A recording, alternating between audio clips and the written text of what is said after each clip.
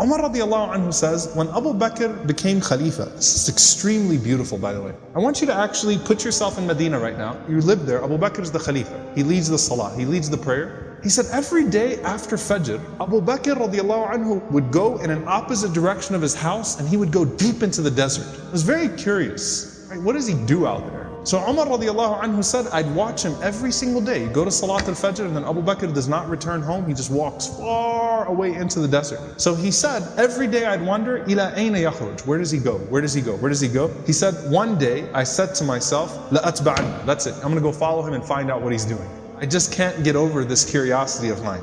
So Omar radiallahu anhu said, I kept the pace from him to where he was at the end of my eyesight, meaning I walked just as far away to where I could still see him. And then he said, I saw him go into this beat up old house. So Omar radiallahu anhu said, I quickly went and I hid behind. And he said, he spent a long time in there. It wasn't like a short amount of time. He spent a long time until after the sun was up, meaning it was getting hot. This is after Fajr, this is way past Duha, way past sunrise, and it got hot, and then Abu Bakr radiallahu anhu left the home and he made his way back to Medina. He said, this is way out of the city of Medina now. This isn't even the city of Medina right now. Way out of the city of Medina. So Omar radiallahu anhu said, I waited until I could no longer see him, meaning he made his way back to Medina. And Omar radiallahu anhu said, I knocked on the door, okay? And he said, this woman opened the door. She was elderly, she was frail, she was blind, and there were a bunch of little kids running around, okay? So I said to her, Assalamu alayki, ma sha'nukum ya amatullah. I said, peace be unto you. What is your situation, O servant of Allah? And she said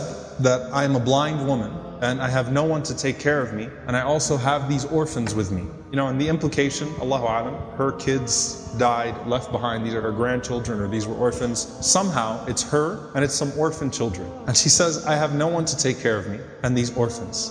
Umar radiallahu anhu said, who is that visitor that comes to you every single day? The answer, she says, I don't know who he is. La yuthkar li ismuhu abada. He never once shared his name with me.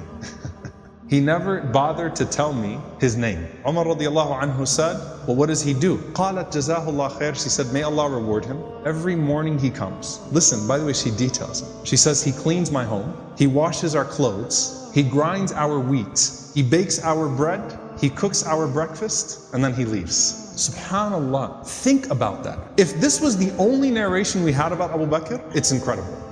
Seriously, the leader, the head of the ummah, the Khalifa, the most important man in the ummah right now, with his station, with his status, and he goes out every morning to this house, and he doesn't even tell the woman what his name is. He's just consider me a secret fa'il khair, right? Just some good doer. Washes the clothes, cleans the house, grinds the wheat, bakes the bread, cooks the breakfast, and then makes his way back to govern the ummah. That is absolutely incredible. Umar radiallahu ta'ala anhu says, every single day, like, is this really what he does every single day? She said, every day, may Allah bless him. Umar radiallahu anhu said, do you pay him anything? She said, nothing.